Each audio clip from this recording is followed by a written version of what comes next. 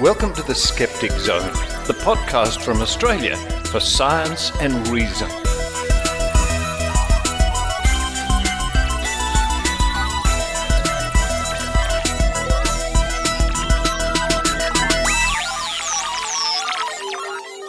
Yes, this is Psychic Penny, welcoming you to episode number 875 of the Skeptic Zone podcast. I am in the Bermuda Triangle, so my predictions for the show may be difficult to ascertain because of the magnetic mermaid alien Atlantis energy. On this week's show, I see... Shh, I need quiet to read the alien earthly energies.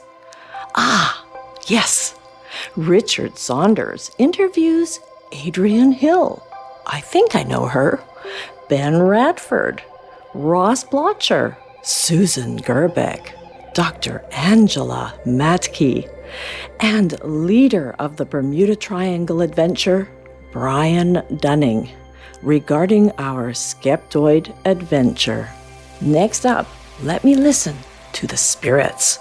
They're whispering in my ear that my speculative friend Adrienne Hill is going to talk about her trip to Raleigh, North Carolina on You Can Count on Adrienne.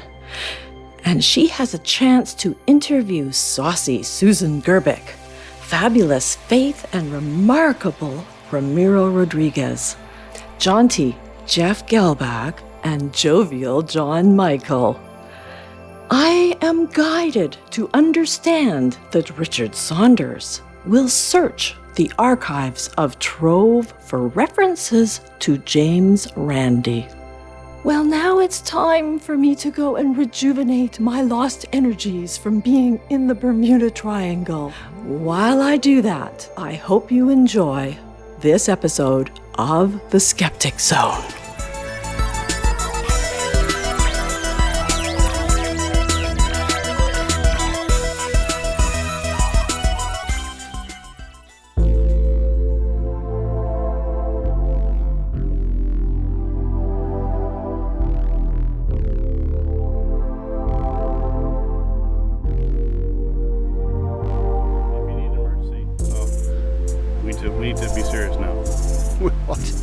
Since when have we been serious? Ben Radford. Hello there. Hello there. And Psychic Penny. Hello there. Well, in fact, I'd rather speak to Adrienne Hill at the moment. Have you seen her? Oh, she's around here somewhere. Here she comes. Oh, there we go. Hello, Adrienne. Hello. You can hear the giggle. Yes. Hello. Now, folks, we are standing on the beachfront here on the island of Bimini. Isn't? Yeah. That is right. Bimini. I think it's actually Bimini. Bimini. I believe it. I could be wrong. Oh, okay. Yeah. And this is part of Brian Dunning's Skeptoid adventure on the high seas, and we gaze into the distance 7 miles away. We can see our vessel looming large. Yes, we can. And we just went for an amazing swim in a very buoyant sea. And as we gaze behind us now, there it is, the shore. There are, 30, 40, 50, 60 people scattered along, just bobbing up and down in the crystal clear waters. This has been brought to you by the Bimini Tourist Board. Having a good time on the Skeptoid adventure. A fabulous time. How can we not? Yeah. The talks were wonderful. The company, meeting all these new people and hanging out with people I already know. It's always a blast. Yeah, it's just so cool. And even when people revisiting topics you already know, there's always some new twist. It doesn't matter how well I know the subject. I have one of my friends, and they'll be like, it's like, no. Like, you may know 70% of it, but there's 30% that you've forgotten or some new twist. So I'm loving it. But this is just much more than a group of like-minded people having a trip on a cruise ship. Because we had a whole day conference, right? With how many speakers were there? 10, 12? I believe it was 10. 10, Mm-hmm. yeah. Giving 15-minute talks on all sorts of different topics. We all spoke, didn't we? Yes, we did. Yes. We did? Yeah, and you spoke on... sea monsters. Yes. Very fun times, yeah. And I spoke on Haitian zombies. You did? And I bet nobody can guess what I spoke about. Wikipedia and editing. I thought you were about to say psychic prediction. Oh, well, there were some psychic predictions in it as well. Yeah. So there we go. But yeah, it was all about the Bermuda Triangle and some of the bickering that happens But behind the scenes. We're in there now. Yes, we are. We're literally in the Bermuda Triangle. Whether this records or not is just, well, who knows? It might just disappear. And last night, You did remember to hit record, right? on deck last night, the full moon on one side and lightning out to sea on the other. That was spectacular. Yeah. And I guess we without sounding too like it's an advertisement, which it's not, and it sort of is, all credit to the Skeptoid people for organizing this, because it's been a hit. Everyone I've spoken to is having a really interesting and great time. We were in Key West. It was only yesterday, wasn't it? That is correct. Yeah. Yes. Well, that's the odd thing is that I found. Normally, I know what day it is, and this may shock some people, but for the past couple days, I hadn't a clue. I had to like, what day is it? And they're like, I don't know. What's the It's the Bermuda Triangle. Yes, that's my In assumption. fact, it's yesterday. Well, you live in the future in Australia, I do so live in the future, Yes, yeah. yes. And the cruise, it's celebrity cruises, isn't it? It's, It is, yep. What can I say? Everyone's enjoyed the facilities, and the cruise ship is fun, and the crew is very happy and helpful. Yep. Yeah. They really go out of their way to make sure that you're having a wonderful time. And I was just, as Adrienne and I were bobbing in the ocean just now, and Ben was on the shore making sure we were okay. He was going to run in and save us at a moment's notice. I was actually napping, Oh, okay. but Some yes, lifeguard. I was saying to Adrienne, I said this to her, you see what happens? You start on Susan's trivia quiz and you end up in the Bahamas. Exactly. That's my story. Yeah. I was just this person who just started out with Susan Gerbic and editing Wikipedia, and now I'm hanging out with Ben Radford and Richard Saunders. And I'm hanging out with Psychic Penny. And she predicts that we will be heading back to the ship very soon. Which is, we have the option to walk along the beach for 7 miles. It looks deceptively close when we see it, or take another taxi. Yeah. Well, see, it's one of the things where it's the cliche of it's a dry heat. Like I live in New Mexico, as you know, and it is a dry heat. Here is not dry heat. Yes. And we are wilting. Yeah. The water felt wonderful. We de-wilted for a while, but we're starting to wilt again. Sometimes you step out of when you're having a swim somewhere and you dry pretty quickly. Yeah. I just feel like I've still just stepped out because it's so humid. But look at that view. We can see, 180 degrees, more than 180 degrees of horizon right now. That's spectacular.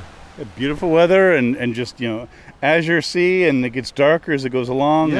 And you can see the edge of the world. Unfortunately, we're not going to be going that far. The ice wall is just over there. I understand. Yeah. And what's the odd part is it hasn't melted yet. That I can't understand. That's the inexplicable part. Inexplicable. Everything's inexplicable. Adrienne Hill, Ben Radford, thank you for joining me for this beachside segment for the Skeptic Zone podcast. And where can people find out more about you, Ben Radford? I am here, there, and everywhere. I am the co-host of the podcast Squaring the Strange, which you have very kindly promoted over the years, doing that, and also in Skeptical Inquirer magazine and elsewhere. Thank you very much. And you can find me on the Skeptic Zone podcast. Oh, I'll have to have a listen. I hear it's good. Yeah, I don't think we're going to walk all the way along. No, I think we should. Maybe we should take it down. Well, hopefully, what was the guy's name again? Kai. Hopefully we'll see him again.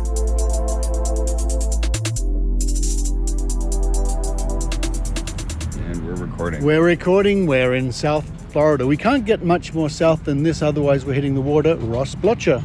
Hello, Richard Saunders. Yeah. Well, we were at the southernmost point in the continental United States a few days ago, Key West, Florida. Yeah. But now we're a little north of that, but still quite south, and we're at the Coral Castle. This is something you may know, my friends, from various television specials. This is a weird little area of giant coral blocks, And it was made by one guy in the 1920s, 30s. Yeah, 40s, thereabouts. And also featured in a Billy Idol music video, Sweet 16. Check it out. Just Google Billy Idol, Sweet 16, or you know what we mean. Oh, what's that? It's a space shuttle, I think. I'll say that again. Oh, what's that? I think it must be a space shot going overhead. They send rockets up from Florida from time to time. They do. Yeah. We shouldn't be surprised. But, and also it was In Search Of, it did an episode here, Mysteries of the World, that sort of thing. I didn't know much about it before we got here. Really? Which was fun. I'd seen some of the imagery of these large coral-infused rocks that had been somehow cantilevered or magicked into position. And that seems to be the main mystery of this place, is how did Edward Leeds Colman, something like that, how did he do it? A slight man. They keep mentioning his stature and his weight and saying, how could he move these rocks into position? Well, there's a cardboard cutout of him in the gift shop, and he's one of the smallest men I've seen. Yeah. It's ridiculous. But it's impressive to be here because there are tall structures. There's his bedroom apparently over there with giant, huge, weighing many tons coral slabs on top. There's an obelisk over here. We've got rocking chairs that rock, gates that spin around weighing who knows how many hundreds of tons, and he did it all by himself using winches and blocks and tackles and springs, we're told. Yeah, but apparently, at least part of the legend is that he didn't want anyone to know the method he was using. So he would work at night, and he would detect if anyone tried to watch him work.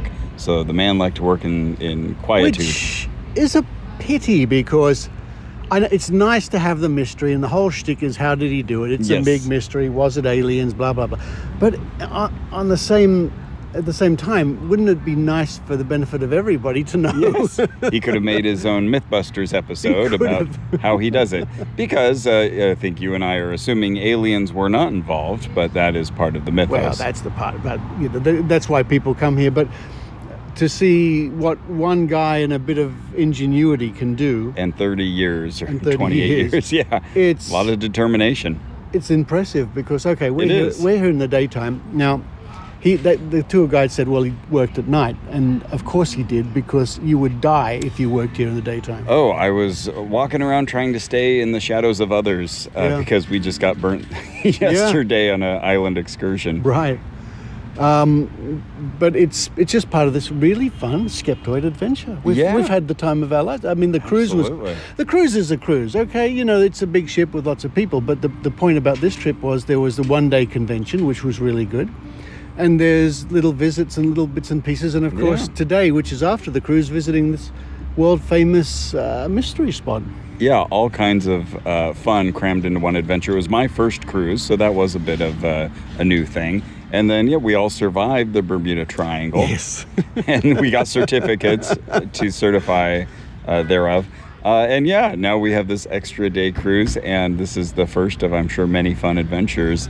And it's just very impressive, however it was done. Now, this is the second Skeptoid adventure. The first one was in Death Valley. There's another one in Death Valley coming up in October, I'm told. Yes. And everybody who was on the first one said they had a great time.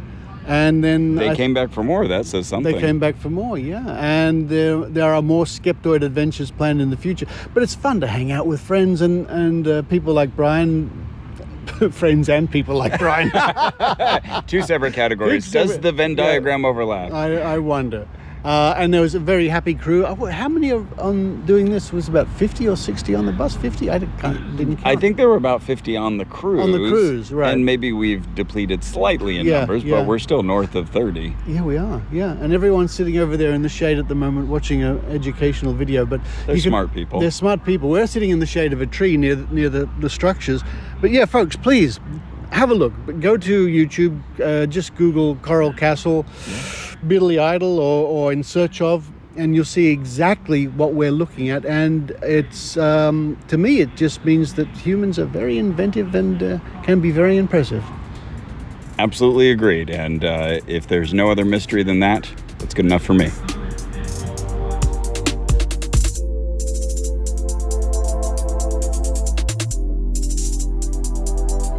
Getting my numbers every day.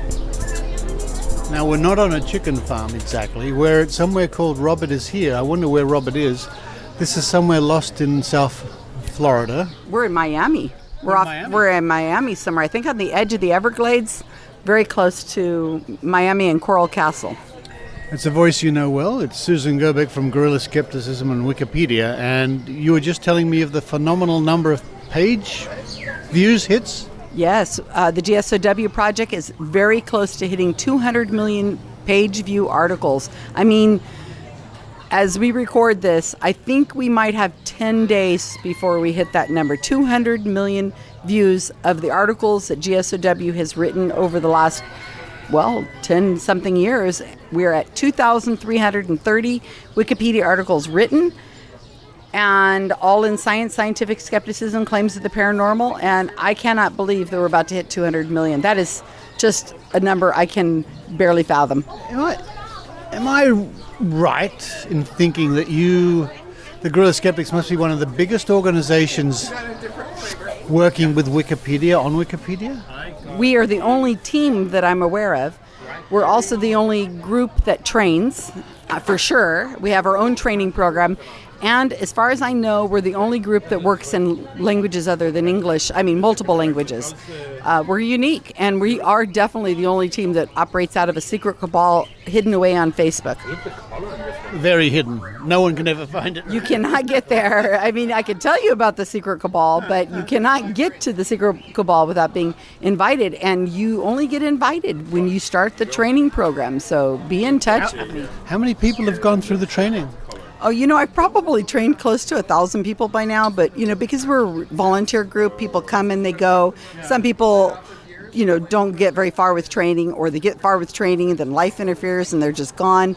But currently I have about 100 people in the secret cabal, but I've easily trained over 1,000 people by now. It's unique and it's fun. And even though they leave early or they don't finish their training, they still have knowledge about Wikipedia. I run into them all the time and they say, I left, but I really did learn something, and I was able to edit this page the other day, or I understand it and I'm able to explain it to other people. But it is the most important project in skepticism these days. Now, you're from Salinas, California, but it's like you're hardly ever there, because later on in this episode of Skeptic Zone, you continue your report about Skepticamp, and you love going to Skepticamps. I think that we need to get back together again. And it's not about just meeting, but we need to network and we need to grow our community. And the act of putting on a Skepticamp is just incredible. Somebody has to kind of say, all right, you're putting on a Skepticamp. We're going to do this. Now, Australia has been doing Skepticamps, especially in, so it's a long time thing. But we need to have these all over the world. And if anybody's out there interested in doing a one-day Skepticamp, half-a-day Skepticamp, a multi-day Skepticamp, please be in touch.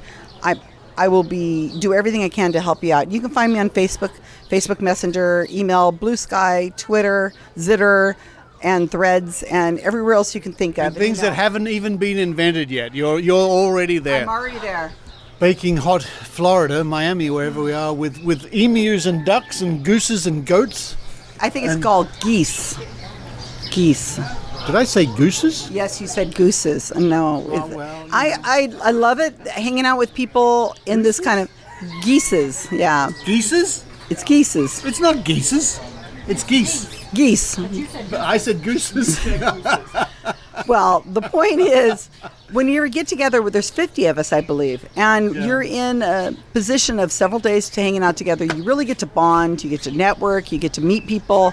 It's so much fun to sit with different people each time and talk to them. And I'm telling you, this is what Skepticamps are like. I kind of wish we had picked a different month of the year, because I'm not a heat person, and this is a little hot and humid for me. It's pretty hot and humid. I guess it's like Sydney, Australia. That's why I said gooses. I'll blame the Bermuda. You're having a heat stroke.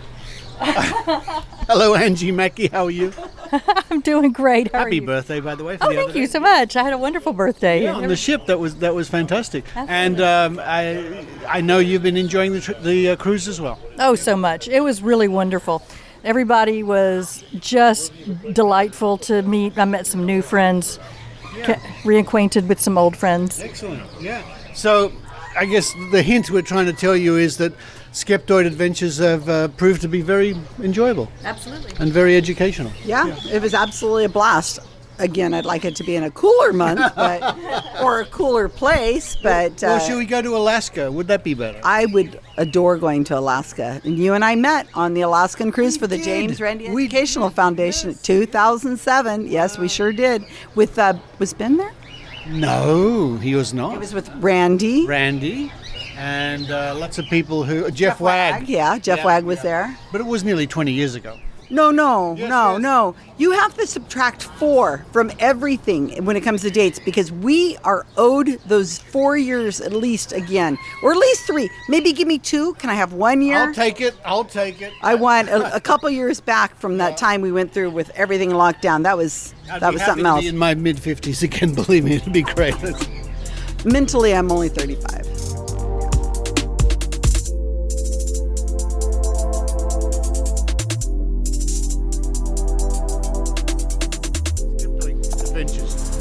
Here's somebody who will give me an unbiased opinion. Is that Brian Dunning? It's Brian Dunning from Skeptoid.com. Brian, congratulations, another successful trip.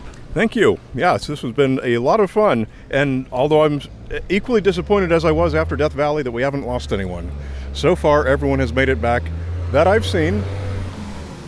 Including this guy in the truck. Wow.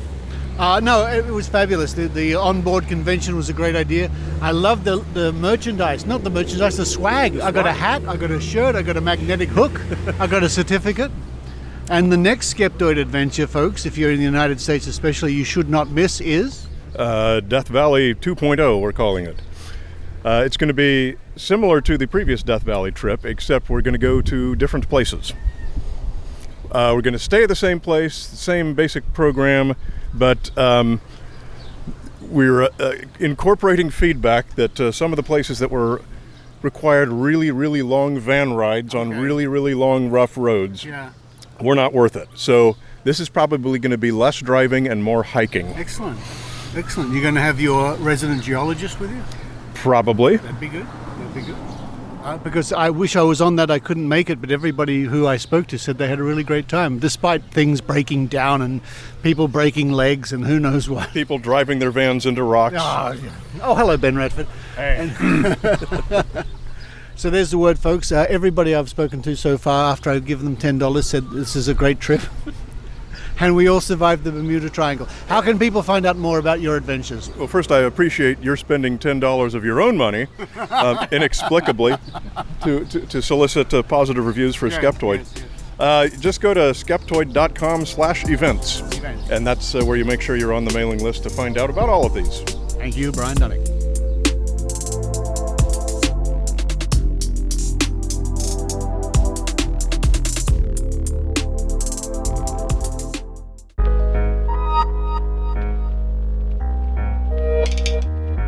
Hello, I'm Eugenie Scott, Bay Area Skeptics. Now, this is not going to be especially relevant to my Australian friends and to other international people listening to this broadcast, but if you are in Northern California or the vicinity thereof, try to join us on August 23rd, 2025 for Skeptical, Northern California's Conference for Science and Skepticism. We have a wonderful array of speakers. We have our wonderful Global Skeptics in the Pub for you to join from wherever you are around the planet. This spherical Earth of ours, not flat. And if you want to have more information about Skeptical, go to www.skepticalcon.org, and you'll find out information about specifics on the speakers, on Global Skeptics in the Pub, and other useful information. Please join us. We're so excited to be having our 13th Skeptical in person again, after a few years off from the COVID epidemic. August 23rd, 2025.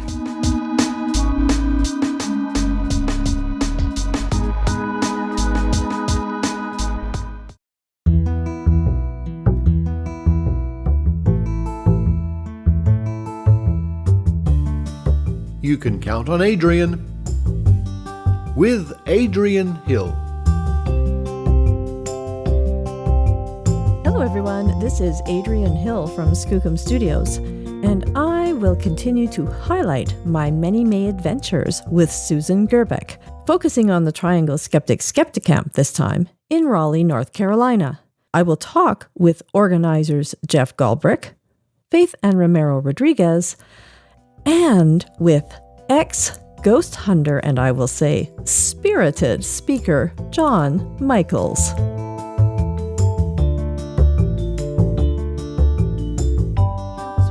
Yeah, they had a really great Skepticamp. It's the second one we've done. Adrienne, your talk was phenomenal. Thank you. At the end, we were running a little bit behind. We had some technical problems at the very beginning of the camp. And one of the things that, now I've been to so many of your lectures and I learned something new every time. And as I'm sitting there, you were kind of like being generous to say, well, I could end it now and then we won't do the empathy workshop and we'll just make up some time. And I said loudly, you're doing your empathy workshop and it's amazing and everybody's going to enjoy this so much. And who cares about we're running over time? That's fine. You guys can thank me later. And they had a great time with your workshop because I've been through it. So I knew what to expect. I've been through it many times. I thought that was phenomenal. And I think it's a very important part of your talk. And I'm not going to talk about it too much because I want people to attend it in person if they can. Exactly. But it's important to explain the empathy of what it's like to go through OCD or Tourette syndrome or ADHD. Yeah.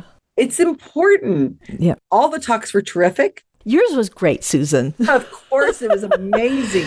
And I want to talk a little bit about Susan's talk in a minute. But before we get into that, I really want to stress how I loved that Skepticamp's theme, and I don't think it was intentional, that everybody was talking about empathy, being empathetic to people who are believing in things that are not necessarily scientific, such as the paranormal or psychics or whatever, that we need to have empathy first before they'll even listen to us. And I loved that. And then I, of course, finished off with an empathy exercise. It was a great day. And I think that's an interesting insight you're having of that, Adrienne, because I really hadn't thought about that. I knew that there was a little bit of that, but the more I'm thinking about it, Jon Michael, who was really nice meeting him for the first time, he's an ex-ghost hunter, and he really laid on heavy the empathy and reaching out to the paranormal community. Hope to see a lot more of him, do a lot more talks. I thought he did a fabulous job. And Saisha Schumann had a wonderful talk about empathy as well, how to speak to others. That was very good. So as I say, everybody seemed to have that in their talk, including you, Susan, about people who believe in psychics are victims and they're not stupid. I think going further, my favorite part, I think, for me was when you just throw up this video of a man who's giving another psychic a reading, and that man is a very young Mark Edward. And the first time I saw it, which was at Week in Reason, I audibly gasped. Yeah, I think you noticed that because I'm like, oh, that's Mark. And it was such a wonderful example of even the psychic getting fooled. Not Mark, but the person he was reading, which was another psychic. He was playing a pet psychic. Oh my gosh, I just found that video. He had all these old beta tapes and VHS tapes laying around that have just not been looked at for 30, 40 years. And I found that. And every time I show that video, I cry. Yeah. Right on stage. In Raleigh, I managed to not cry. Just choke up a little bit. Yeah, he's so young and healthy. Yes. And it feels so surreal. Yeah, it was a great find and a great addition to the talk. They were wonderful moments all the way throughout, and I just so appreciate the opportunity to travel with you. Oh, that's so sweet. It's a waste if you have Adrienne show up at a conference and she isn't giving a talk. Oh, thank you. Just saying, FYI. Thanks so much, Susan, for joining me again. And until next time, this is Adrienne Hill from Skookum Studios in Calgary, Canada.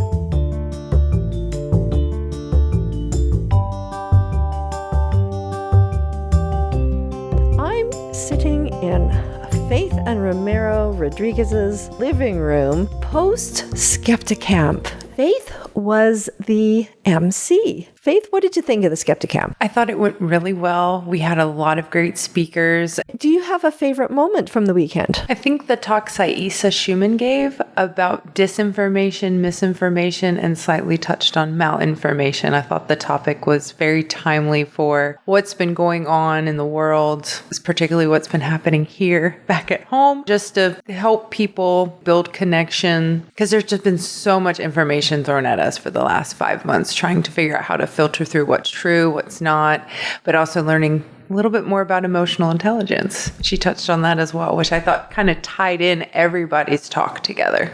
We brought in a lot of new faces, a lot of eager people, and I do agree with you, younger people to get kind of that spitfire, to pass the torch, so to speak, of getting us to do the groundwork that James Randi and everyone else has done before us. It's time that we do it, and I'm young, even though I'm 41. That's still young, I think. In my books, that's very young. So Ramiro, what were your duties during the Skepticamp? So I was registering people, but I also helped organize things in the background and, just making sure that any place there was some need to be filled, I was there to take care of it. So what are your thoughts about the Skepticamp? What did you think of it? I mean, I really enjoyed it. I think this one thing that was unintentional was that I feel there was a theme to it all. I feel that the theme was empathy, that we need to be more empathetic in the skeptical community. I felt like all the talks related to something about that. We had a talk, at the beginning about what is skepticism, the philosophy of skepticism, and that we all make mistakes. And then we had talks about visual illusions. We can all make mistakes whenever we look at something. And we had a talk on OCD, Tourette's, mental health. Who was that did that?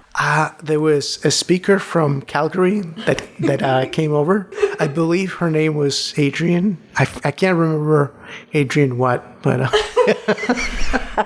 Yeah, I think that Psychic Penny knows her. I believe so, exactly. Yeah.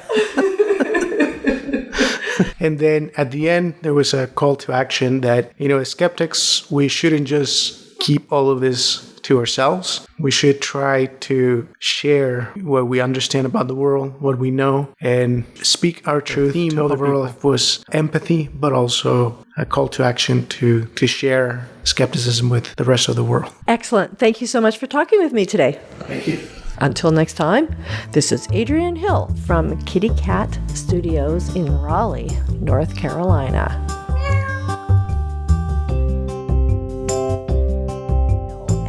Right now, I'm at the North Carolina Museum of Natural Sciences, and I'm here with two very special guests. And the first one we're going to talk to is somebody who organized the Skepticamp that I attended yesterday. Who have I got here? Hi, y'all. This is Jeff Gehlbach from Triangle Skeptics. And it was a wonderful day. Good turnout. Can you tell us a little bit about organizing the day and how it went, etc.?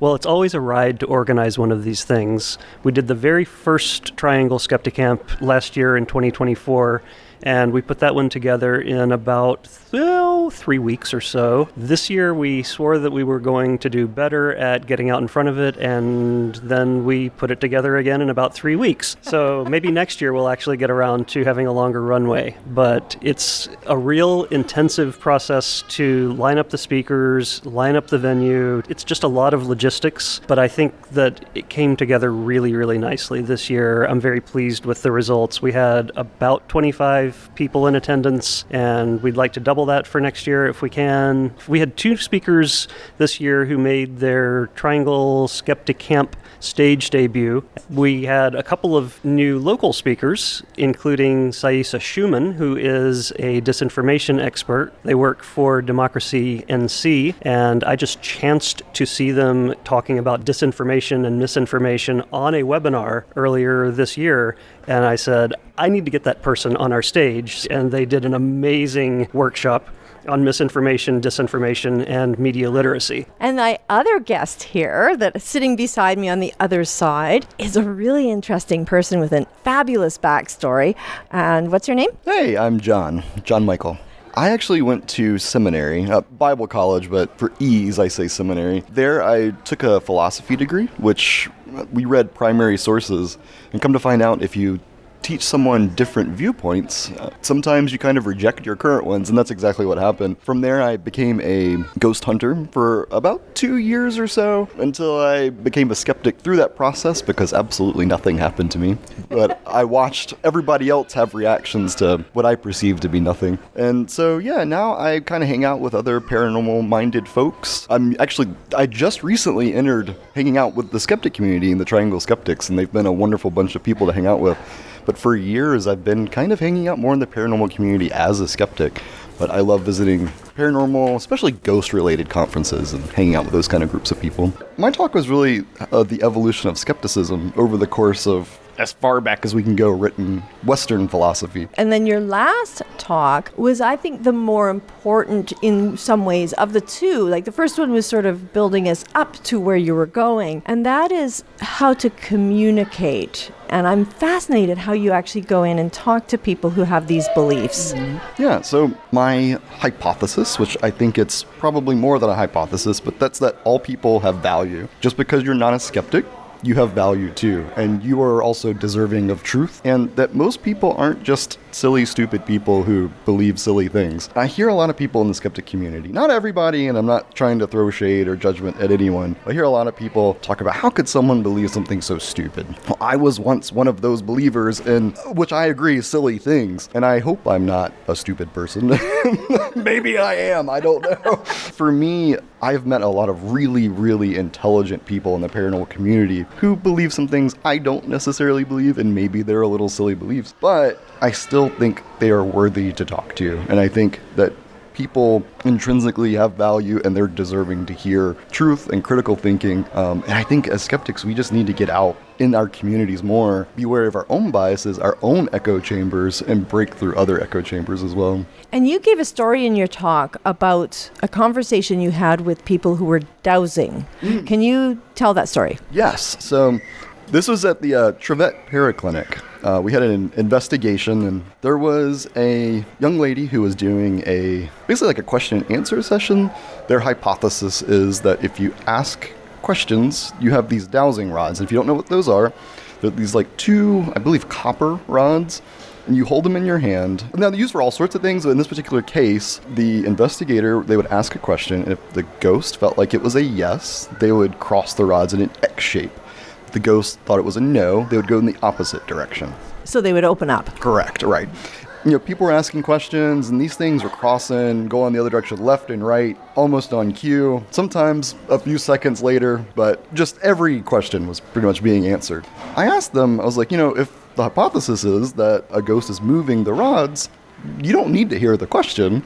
You just need to hold the rods. So I asked if they could put some headphones on. And she agreed. She was actually excited about the experiment. And we all got behind her to ask the questions so she couldn't tell when we were asking questions. And sure enough, the rods never budged an inch. I didn't want to tell her, like, hey, this isn't working.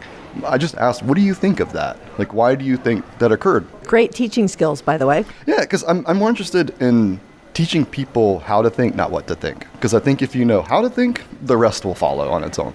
And I could be wrong about something, so I don't want to teach them one of my beliefs and then come out and find out I'm wrong. They had a discussion about it, and she eventually just straight said, I might have been moving them on my own without realizing it. And that was the moment I needed. And they kept using them throughout the night, but that's okay. It's that planting those little seeds of doubt, especially at a young age, that hopefully will grow into something else down the road. And I'm sure she'll think about that for a long time. Hope so, yeah. And that's the goal. I don't need her to just stop using dowsing rods. I need her to take that critical thinking to everything they do. Well, that's excellent. Thank you so much for your time. Thank you for letting me ramble. No problem. And Jeff, how can we find you? You can find Triangle Skeptics at triskept.org. That's triskep.org. Thank you very much. And how can we find you, Jon? You can find me pretty much on any platform in existence at Jon Michael Has Questions. Primarily I'm on Facebook, but I'm going to be more active on other venues as well. So the three of us, all three of us, managed to put together an interview, all with ADHD. Should we say squirrel together? Yes, 1, 2, 3. Squirrel! Until next time, this is Adrienne Hill from Raleigh, North Carolina. Yay! That's amazing.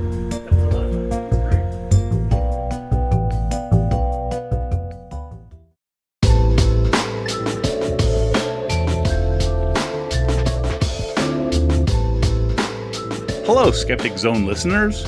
Ben Radford here from Square and Strange podcast, all the way from the American Southwest, where Celestia and I do our best to keep track of all things strange. Speaking of strange, I'm nearly finished with a short documentary film titled State of Nebraska vs. Crotchy the Clown. It's the funny, true story of a television clown who triggered a free speech case that ended up before the Supreme Court. I've launched a Kickstarter campaign if you'd like to learn more. We have amazing rewards for backers, including you being in the film. For more, please go to nebraskavcrotchy.com or check out my social media. Thanks.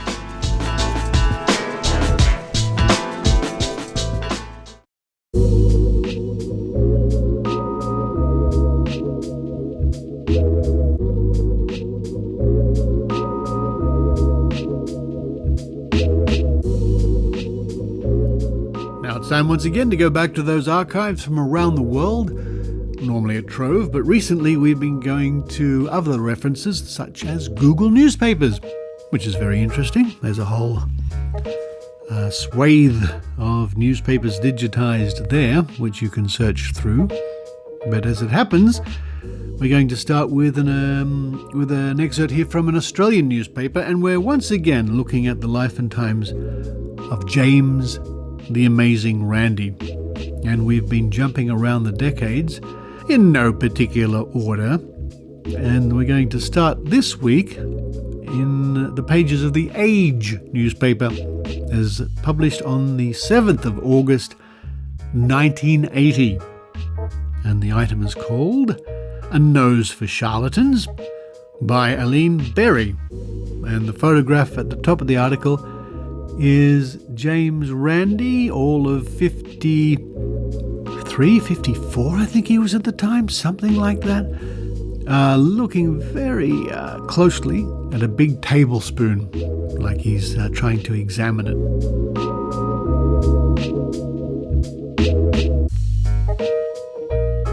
Canadian magician James Randi, the man with $50,000 for anyone who can prove he has paranormal powers, began testing Melbourne's hopeful psychics yesterday. Oh, that's interesting. I didn't know this happened at all. This is quite a find. Okay. Among the handful who turned up were a water diviner, 2 spoon benders, one of whom also claimed she could snap the rings off her fingers just by thinking about it, and an exponent of ESP. This, according to Mr. Randi, is nothing. We have tested people who claim to be able to fly through the air or burst into flames, he said.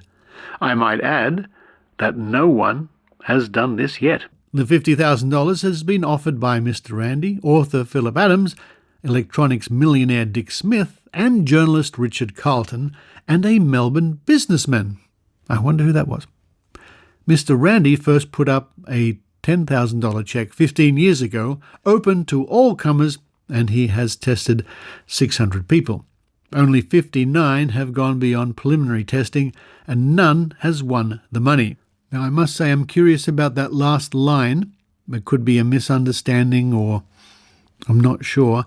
As far as I know, nobody ever passed the preliminary test. They could mean a preliminary interview or something like that.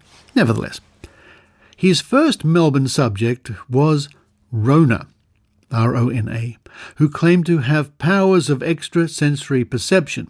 In order to test her claims, Mr. Randi asked me and a reporter from Willacy at 7, which was a nightly news program, to be independent witnesses. And I wonder now if in the archives of some TV network there is a report about this made in 1980 over at the 7 network. Probably not. Regrettably, as I found out, the 7 network and other networks here, well, maybe understandably, at the time didn't keep programs. They would trash them or they would use the tape over again. Anyway, we were given 5 picture words, one at a time, to concentrate on. Rona was handled a sealed envelope containing a drawing of each word each time. At the end of the session, nearly an hour, we checked her answers in 2 ways. First, we checked to see if any of her descriptions fitted any of the picture words, which were safety pin, bottle, zigzag line, triangle, and fish. 2 of her responses were judged to be vaguely similar to 2 of the image words. But on checking her responses in the same order as the image words were given, none were correct. Rona said afterwards she felt her description of the safety pin had come close. She described it as shiny and a round part that turns. The next client, a spoon bender, quit after 2 unsuccessful hours. Oh, I would have loved to have seen that. Another spoon bender quit without trying. Oh dear. But the most interesting subject was the water diviner. We took him outside and he tried to find a pipeline in the courtyard of the hotel, Mr. Randi said. He insisted on using his own see-through blindfold when we were testing to see if he could find the same spot twice, but he still couldn't manage. And the caption here says, James Randi examines a spoon about to be used in a psychic spoon-bending test. Mr. Randi blackens the spoon to make sure the contestant doesn't bend the spoon with physical powers. Reward for the test so far unclaimed is $50,000. That's interesting. Now that's a protocol I have never heard of. Mr. Randi blackens the spoon to make sure the contestant doesn't bend the spoon with physical powers. Interesting. Maybe he put some soot from a match or something on the spoon. Interesting. Now let's step back into the career of James Randi a little bit more, his career as a conjurer and escape artist. And we have a report from a newspaper called The Hour, dated the 28th of August 1974. Amazing Randi to spend hour sealed in ice. Boston, UPI. James Randi says he's willing to spend the better part of an hour sealed in a ton of ice because it's profitable. I've been doing more work and getting more money than ever before, Randi said Monday night. Randi said he'll use his fee, which he declined to disclose, except to call it substantial, to finance one of his frequent jungle retreats into the Andes Mountains of Peru. Really, that's interesting. It gets so hot there, I wonder why I don't do the ice bit more often, he said. A 46-year-old magician who uses the stage name of The Amazing Randi. He is scheduled to spend part of Thursday night locked within 20 100-pound ice blocks as part of a promotional stunt for a local television station. Randi said he already holds the world record for such a feat, having spent 40 minutes inside a similar structure in 1960. It's just another job, he said from his Rumson, R-U-M-S-O-N, New Jersey home Monday night.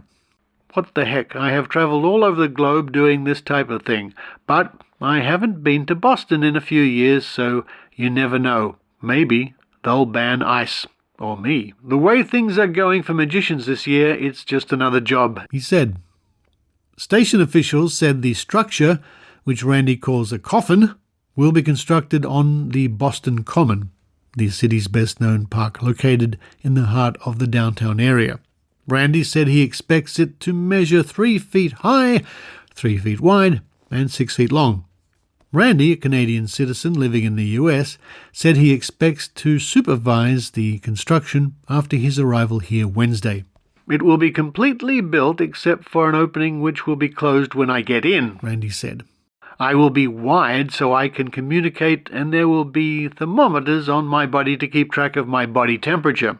He said that although he expects the air to melt some of the ice, he expects they'll have to chop the end off to let me out. Randi says spending sustained periods in enclosed areas is nothing new.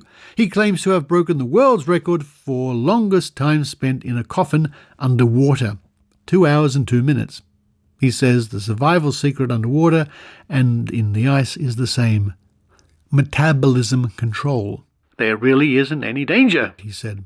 There can't be. Otherwise, why do you think my insurance company doesn't charge me higher than average rates? Randi said that WCVB, the local ABC affiliate, contacted him about televising an extraordinary event, and he suggested the ice. And again, I wonder if there's any archival film made of that event. And finally, we end up in the year 2007, and this is during the heyday of James Randi as the psychic, the paranormal investigator, around about the time I really started to know Randi and do some work with him, etc. This comes from the Reading Eagle, Pennsylvania. Reading, Pennsylvania. And this is dated the 14th of July, 2007. Former magician debunks the supernatural. And there's a picture here of Randi seated in the library at the James Randi Educational Foundation, I dare say. Very dramatic. There's a mirrored surface to the table. James Randi was a magician before devoting his life to discrediting the work of psychics, spiritual healers, and astrologers, says the caption. And this is a story by the Associated Press. Faith healers and psychics are among those James Randi regards as negative influences on society. It's his mission to aim the arrow of rationalism at those he considers frauds. Fort Lauderdale, Florida. James Randi has escaped from a locked coffin submerged in the sea and from a straitjacket dangling over Niagara Falls. If you choose a word from a 200-page book, he could guess it. Pick an object and he'll make it fade from sight. He gave up performing as the amazing Randi years ago, but his words to the audience at the end of each show foreshadowed his next act. Everything you have seen here is tricks, he would say. There is nothing supernatural involved here. I hope you'll accept my word for that. Thank you, and good evening. For more than 2 decades, Randi has been the country's skeptic-in-chief, aiming his arrow of rationalism at psychics and faith healers, mediums and mentalists. He finds his targets so preposterous and those falling for them so desperate that he has become obsessed. It's important, he said, because any misinformation like this, of people claiming they can subvert nature, they can do real miracles, and they want to be paid for it, that's a very negative influence on society. Toronto-born Randall James Hamilton Zuinger, and I never quite knew how to pronounce James Randi's birth name correctly, his surname. Career as a magician and escape artist came after he dropped out of high school and left home to join the carnival. His stage routine gave way to a nagging need to speak out against those whose work he regarded as nonsense, not just people who read palms and minds. He also took aim at chiropractors, homeopaths, and others. Randi has garnered a prestigious MacArthur Fellowship, established his namesake James Randi Educational Foundation, and become guardian of a $1 million prize earmarked for anyone who can prove supernatural powers. It remains unclaimed. Randi will go to great lengths to expose. All of it has earned him countless fans and countless other enemies. Michael Shermer, the publisher of Skeptic magazine and executive director of the Skeptic Society, notes Randi has taken on the role another famous magician, Houdini, once held. It takes a magician to know how people deceive purposely, Shermer said. Scientists are not trained to detect intentional deception. If you care about reality, Randi is a lens through which you see how these claims are put to the test. Randi's parents raised him Anglican, but he said from childhood he never found the existence of God believable. He doesn't draw much of a distinction between mainstream religious groups and other spiritualist figures on the fringe. The only difference, he said, is more established faiths have much more power. Still, Randi has focused much of his efforts on non-traditional faith leaders. Once, he showed messages television faith healer Peter Popoff claimed to be getting from God about his audience were actually coming from his wife through an earpiece. Another time, he spent days camped out in his car, eating Twinkies and drinking Pepsi as he waited for the chance to go through the trash of another faith healer, W.V. Grant, looking for signs of fraud. Now, just stop here and say, I remember reading in the book, The Faith Healers by Randi, how he would discover things like discarded $5 checks because the reasoning was it was not worth the time and effort to these giant faith healing businesses to bother with $5 checks, so they were just discarded. Unbelievable. We read on. He freely talks about death and what he believes will happen after. I think that the same way a computer dies when you put a bullet through it after pulling the plug out, I don't think that we live beyond the grave at all, he said. I don't see any compelling evidence to support that belief. In all the analysis Randi puts into everything, he still finds delight in observing magic. He knows a stunt or watching a film is just fantasy. He talks about the crushing feelings of having a dying friend and speaks of the magic of love, though he has always been single.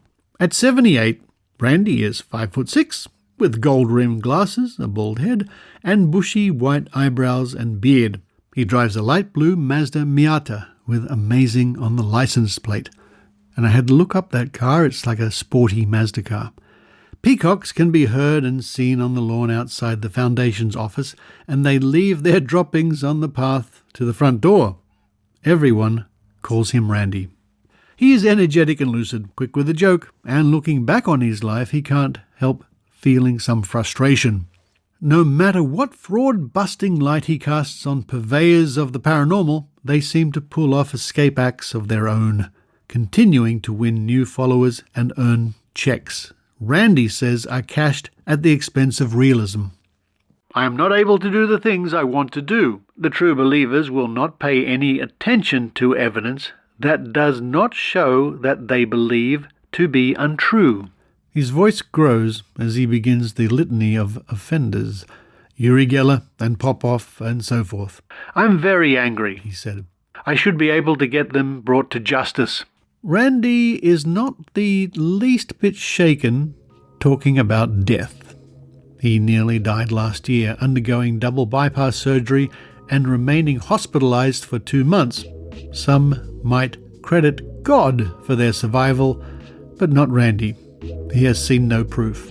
Envelopes continuously arrive at Randi's office seeking to take him up on his 7-digit challenge, seeking to prove the unprovable. None of the entries has made him question his beliefs, but his certainty, he acknowledges, always comes with a sprinkling of uncertainty too. I am probably right, but I'm always only probably right, he said. Absolutes are very hard to find.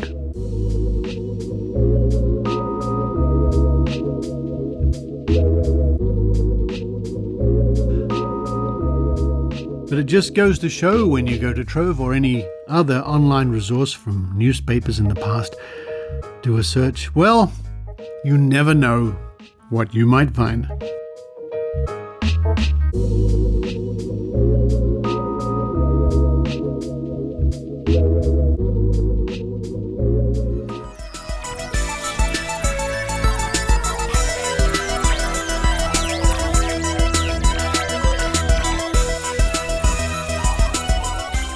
Wow, what an amazing trip. Thank you for listening to the Skeptic Zone. And I sure hope we find Richard Saunders. He went missing on the trip, but hopefully he'll be back next week.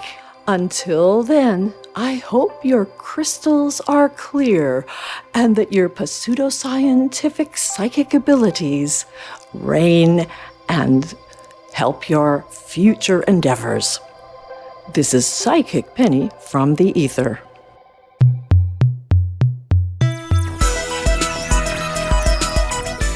You've been listening to the Skeptic Zone podcast. Please visit our website at www.skepticzone.tv for episodes and show notes with links going back to 2008. You can follow the Skeptic Zone on Facebook, X, TikTok and YouTube by clicking the links at our homepage, together with links to support the show financially via Patreon or PayPal. The The Skeptic Zone is an independent production. The views and opinions expressed by our guests are not necessarily those of the Skeptic Zone podcast or any other skeptical organisation.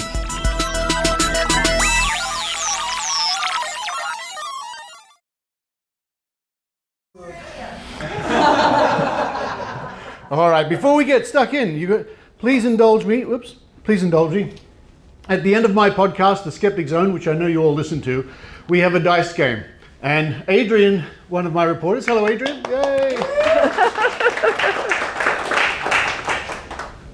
Hello to those people who listen after the music. Yes, we're going to play the dice game live from almost the Bermuda Triangle. I'm in a room full of skeptics. And we're going to play the dice game. If you don't know, this is where we roll usually a D10, 10-sided die. We roll it 3 or 4 times, and you at home and you here in the audience guess which number's going to come up. Adrienne's ready with the die. Here we go. So, shout them out. What number? 1 to 10? 6, 13, 4, 2, right? And Susan says 5. First roll.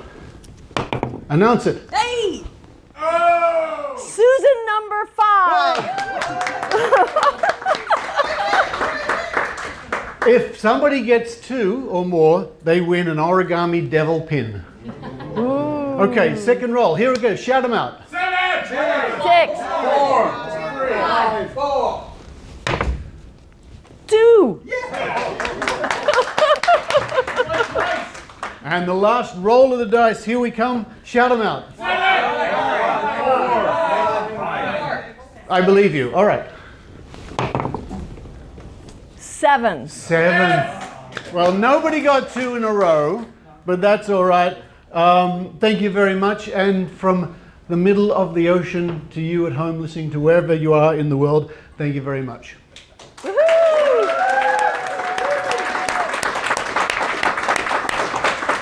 And now for something completely different. Would you like to say hi? Hi. I thought this was an animal. It does look like an animal. And do you know what they call this? It's called a dead cat. Isn't that awful? Yeah. And so what that's for, it's a microphone. And you put this on the top so that when I breathe and go puh, puh, it won't make a terrible sound in the microphone. And if it's windy outside, you won't hear. So it's it's just a sound protector over a microphone. Everybody does that. Exactly. Cool. Would it be okay as a podcast from Australia to have them on it, or would you like me just to take it off? Totally fine. Okay, perfect. I might have a card so that I can give it to you. Oh, you guys are fine. Okay, all right. Thank you so much. Thanks so much. Take an opportunity, right? Absolutely. Get a younger voice on this. The Skeptic Zone. I kind of fried out on the last one. I fried out on the zone. This I think the outtakes on this show are longer than the show itself. Folks, I'm in a makeshift studio with Ben Radford, which is bad enough. And Psychic Penny. Okay, so the wrap up is thank you for